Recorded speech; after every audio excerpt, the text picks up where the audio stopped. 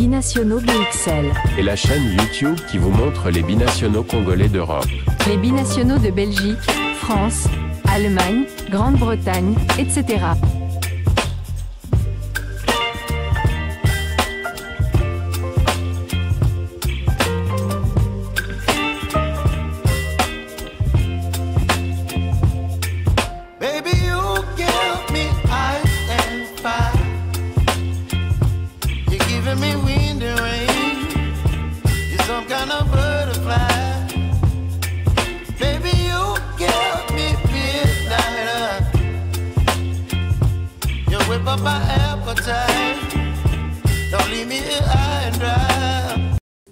Vous êtes sur Binationaux BXL, nous sommes le samedi 10 mai 2025 et pour la livraison de ce jour, nous allons nous rendre du côté de l'Égypte où se déroule actuellement la CAN U20 et le verdict est tombé.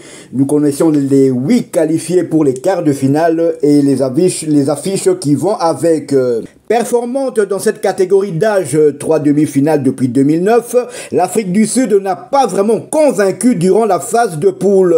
Certes, la Malite a terminé en tête du groupe A, mais à égalité de points avec la Sierra Leone et l'Égypte. Les Sud-Africains n'ont plus perdu depuis leur défaite initiale contre l'hôte égyptien, mais hormis leur coup d'éclat contre la Sierra Leone, victoire 4-1, ils n'ont pas forcément impressionné. De retour dans le tournoi après 12 ans d'absence, la République démocratique du Congo avait bien commencé avec un nul contre le Ghana, 1 but partout, suivi d'une nette victoire contre la Centrafrique, 3-1, la défaite face au Sénégal, 2-0 lors de la dernière journée sur 2 pénaltys concédés a cependant jeté un doute sur le potentiel du groupe de Guy Bokassa, qualifié seulement parmi les 3 meilleures équipes. Choc, si on peut dire le choc de ces quarts de finale, ce sera bel et bien le Nigeria face au Sénégal. Ce quart de finale va opposer la nation la plus titrée à la CAN U20, le Nigeria, avec 7 sacres au tenant du titre invaincu. Le Nigeria a commencé en beauté contre la Tunisie, 1-0, mais il a ensuite été tenu en échec par le Maroc, 0 but partout, et de façon de plus surprenante par le Kenya qui était déjà éliminé. Score final 2 buts partout. De quoi questionner sur le niveau réel des Fly Eagles. De côté, le tenant du titre s'est fait peur avec ce match nul contre la Centrafrique, 1 but partout, et sa défaite face au Ghana, 0-1. Mais la bande à Serigou, Saliou Dia a su réagir dos au mur en disposant de la République démocratique du Congo pour se qualifier 2-0 de bon augure avant les matchs couperés. La troisième affiche opposera le Maroc à la Sierra Leone. Considéré comme l'un des favoris, le Maroc a largement tenu son rang. Malgré les blessures de cadres comme Abdelhamid Haït Boudial en défense ou Yassir Zabri en attaque, les Lionceaux de l'Atlas ont terminé en tête de leur groupe et invaincus.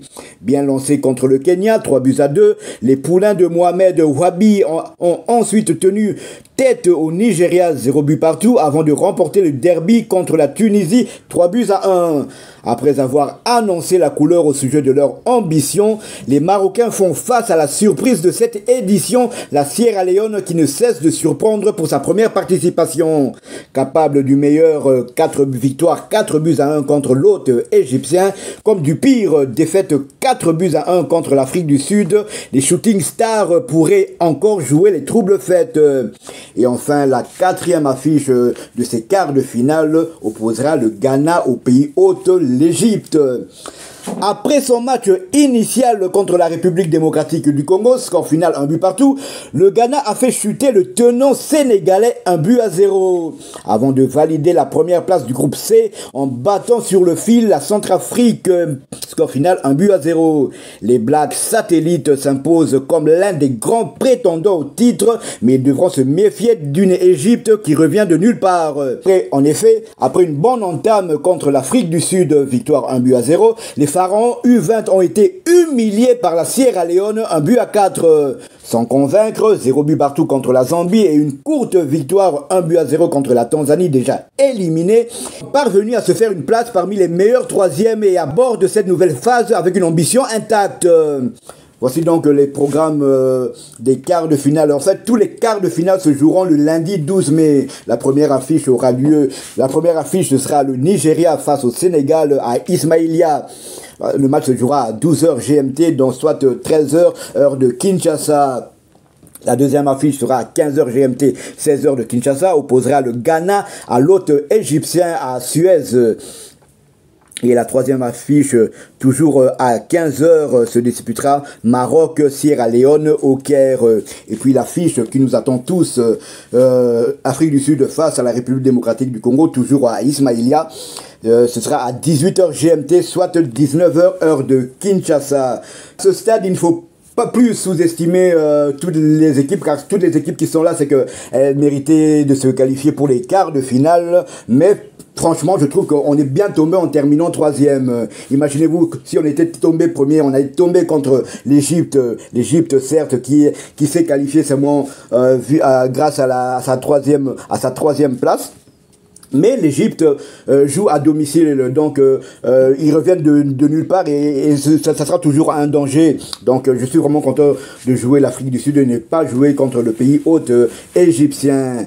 Et si on avait terminé deuxième, et si le Sénégal nous avait battu que 1-0, on serait tombé contre le Nigeria. On serait tombé contre le Nigeria. Donc en terminant troisième, je pense que c'est vraiment le meilleur tirage que pouvait tomber pour la République démocratique du Congo. Certes, l'Afrique du Sud est une habituée de ces compétitions. On a les 3 demi-finales depuis 2009, ce n'est pas rien. Il faudra prendre cette équipe très au sérieux. Mais je pense qu'il y a moyen. Je pense que cette défaite face au Sénégal tombait vraiment comme un cheveu à la soupe. On se voyait un peu trop beau à l'issue des 2 premières rencontres face un but partout face au Ghana. Et puis une belle victoire 3-1 face à la République centrafricaine. Mais je pense que cette défaite face aux Lions sénégalais nous en fait redescendre sur terre pour montrer qu'il y a encore du chemin à parcourir. On rappelle que c'est vrai que c'est un match très important. C'est vrai qu'à l'issue de ce match, il y a les demi-finales et la RDC peut penser à la demi-finale. Mais tous les 4 vainqueurs des quarts de finale seront directement qualifiés pour la Coupe du Monde qui aura lieu du côté du Chili. Donc il nous reste un seul match à gagner et la RDC sera qualifiée pour la Coupe du Monde U20. Donc on espère vraiment du fond du cœur que lundi à 20h, on aura tous le sourire et que la République démocratique du Congo, dans cette catégorie d'âge, va se qualifier. Cette génération mérite vraiment d'aller très loin après avoir gagné le tournoi UNIFAC. J'espère vraiment qu'elle ira non seulement loin dans cette CAN, mais on pourrait déjà fêter la qualification pour la CAN U20. Voilà qui met fin à notre première édition de ce samedi 10 mai. Si vous l'avez aimé, laissez-nous un maximum de likes. Abonnez-vous pour ceux qui ne le sont pas encore. Et dès que ce sera fait, activez la petite cloche de notification afin de ne plus rien manquer de nos prochaines éditions. Binationaux BXL vous souhaite un bon week-end et vous dit à bientôt. Binationaux BXL. Et la chaîne YouTube qui vous montre les binationaux congolais d'Europe. Les binationaux de Belgique, France, Allemagne, Grande-Bretagne, etc.